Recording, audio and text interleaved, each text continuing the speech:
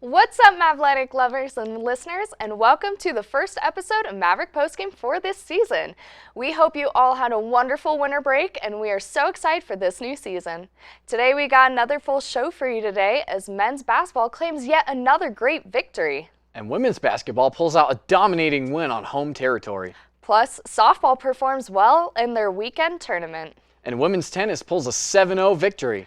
All of that and so much more as we move ahead into this recap-packed episode of Maverick Postgame. So with that being said, I'm your host, Grace Metcalf. And I'm Isaac Klein. Let's dive into all the game-breaking stats, off-the-wall wins, heartbreaking losses, and in-depth analysis of our CMU athletics. Roll it!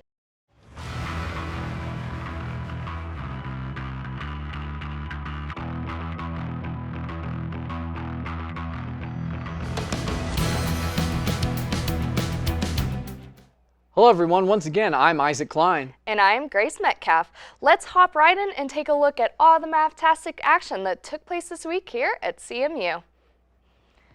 The Colorado Mesa men's basketball team utilized a 15-0 run to close out the first half and then hit 11 threes in the second as part of a record-tying performance from behind the arc in an 82-61 victory over Westminster from Bronson Arena. Elijah Knudsen hit 6 threes, all in the second half, to tie a career high and lead the Mavs with 18 points. Trevor Baskin finished with 11 points, 6 rebounds, and 6 assists, while Owen Kuntz finished with 10 points and 2 blocks. Isaac Jessup hit a trio of threes to finish with 9 points and added 2 steals, while Mac Riniker put up 7 points, 7 rebounds, and 4 assists. 15 different Mavericks logged minutes in the contest. 13 different Mavericks scored and 8 different Mavs sunk a three-pointer in the game. The game saw 9 lead changes and 5 ties in the first half, but there were none in the second half as CMU took the lead for good on a second chance three-pointer from Trevor Baskin, who grabbed an offensive board after a Reese Johnson miss. Baskin pulled in the rebound and passed to Johnson, who dished back to Baskin for one of Johnson's 6 assists on the night. The bucket gave the Mavericks a 23-21 lead with 3 minutes and 53 seconds to go in the first half. That three-pointer also sparked a 15-0 to close the half for the Mavericks. Riniker hit 2 threes sandwiched around a driving Baskin layup, and after Riniker went 1 for 2 from the line, Jessup hit a 3 off a set play with 6 seconds to go in the half as the Mavs suddenly had some cushion heading into the break with a 36-23 lead. Colorado Mesa kept the lead in double digits for the entirety of the second half, leading by as many as 25 with 2 minutes and 53 seconds to go. The Mavs emptied the bench near the end of the game, with Ty Alred, Sam Goulet, Levi Dombro, Austin Thine, and Christian Speller all playing the final 3.5 minutes, and Alred, Goulet, and Thine all scoring. As a team, the Mavericks finished 45.6% from the field, 39% from 3, 18 for 46, and 33% from the line, 2 for 6. The Mavs finished at nearly 40% and tied the threes made record despite shooting just 29% from deep, 7 for 24 in the first half. The Mavs shot a blistering 11 for 22 from three-point range in the second half. Westminster shot 40% from the field, 24-59, 22% from 3, 4 for 18, and 60% from the line, 9 for 15. It took the Colorado Mesa women's basketball team less than 7 minutes Thursday to make more three-pointers than the Mavericks hit in the 50 minutes of playing time only 2 days earlier. Back on their home court where they were undefeated this season, the Mavs made 4 threes before the first media timeout in the first quarter and netted 11 in all their 81-38 runaway victory over Westminster University. The 43 points was the largest margin of victory in the 20-game series between the teams and ran CMU's record to 17-4, 11-3 in the RMAC, and 10-0 in Bronson Arena. It was the Mavs' 5th straight victory sparked by 70% shooting in the first quarter. The Mavericks overcame a sluggish second quarter by ratcheting up the defense again after halftime. It was 45-27 at the break after the Mavs gave up only 8 points in the first 10 minutes, then nearly shut out the Griffins 3-19 and 1-13 in the RMAC. in the third quarter, 17-4. Westminster made only 1 of 12 field goals in that 10-minute span, shot 49% and a shade under 40% from the three-point line. Westminster shot 29.8% and 33.3% from the arc. Establishing the paint was CMU's first priority, with Olivia Reed taking advantage of being played straight up at times to score 26 points. She also stepped out and hit a pair of three-pointers in the second half before heading to the bench with the game well in hand in the fourth quarter. Kylie Kravig added 8 points, as did Glenwood Springs freshman Jocelyn Spires, who played the final 4 minutes and 48 seconds and scored the first points of her career. Redshirt freshman Serena Ilelahi, who missed all of last season with an injury, also scored her first career points. As a team, the Mavericks, the stat sheet was as lopsided as the final score, with CMU out-rebounding Westminster 42-27 and scoring 20 points off of the Griffins' 16 turnovers. The Mavericks had only 6 turnovers, leading to 1 basket. The Colorado Mesa University softball team was able to come from 4 runs behind to win the first game, but came up just 1 run shy of another potential 7-run comeback in the second, as the Mavericks split their final 2 games of the D2 First Pitch Invitational on Sunday.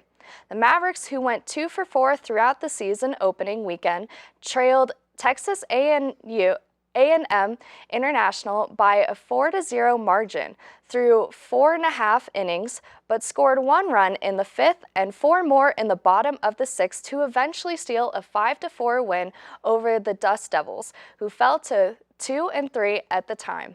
The Mavs then fell behind 7-0 to Angelo State, heading to the bottom of the 5th.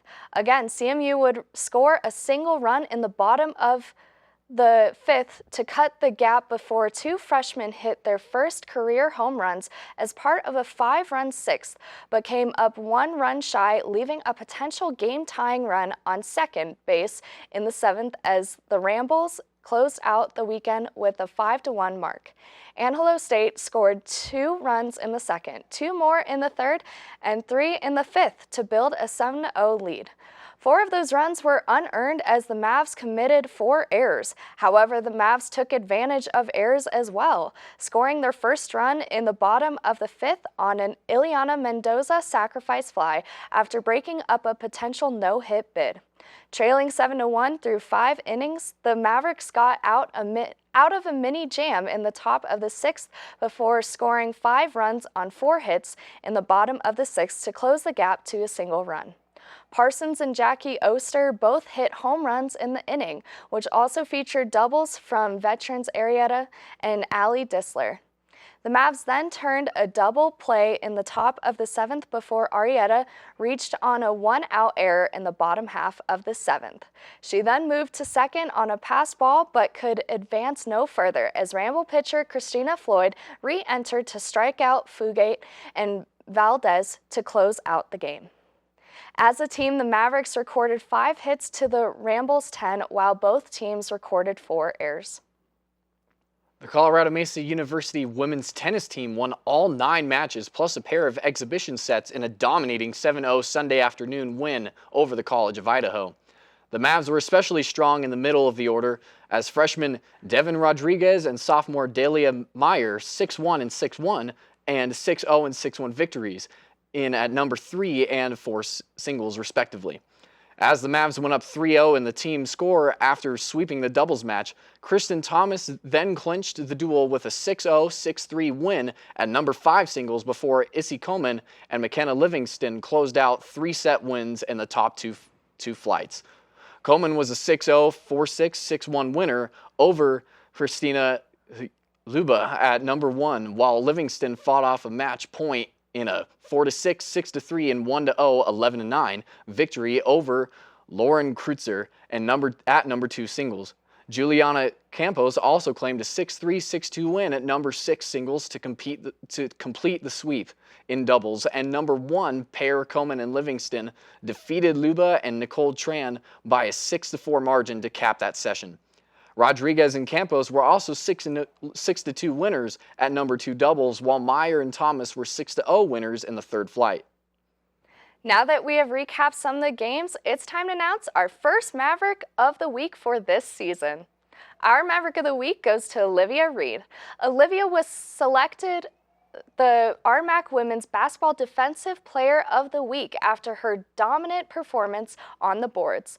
The 6-foot sophomore forward from Windsor grabbed 35 rebounds in the Mavericks' 2 games last week, including a career-high 24 against Western Colorado, the most by a Maverick since 2000, and just 3 off the program's single-game record. She had 11 defensive boards, 13 offensive, in the double overtime victory, scoring 30 points, tying her season and career high, and blocked 2 shots. She recorded a double-double in each game, scoring 26 points and grabbing 11 rebounds against Westminster, giving her 8 this season.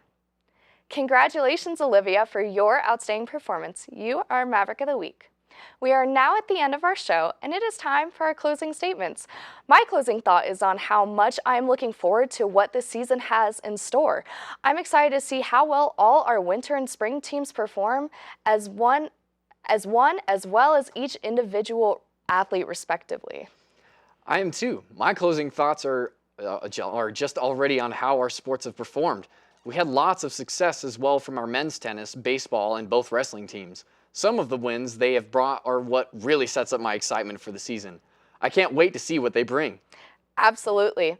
And now that we have wrapped up all the action from this week and given our closing thoughts, it is time to close the show. Thank you everyone so much for joining us this week on Maverick Postgame. I've been your host, Grace Metcalf. And I've been Isaac Klein. Be sure to go check out our channel 62.2 for more games and updates. We'll catch you next week on an all-new recap-packed episode of Maverick Postgame. Stay safe, Mavs, study hard, go to a game or two, and of course, have yourselves a Mesa amazing day.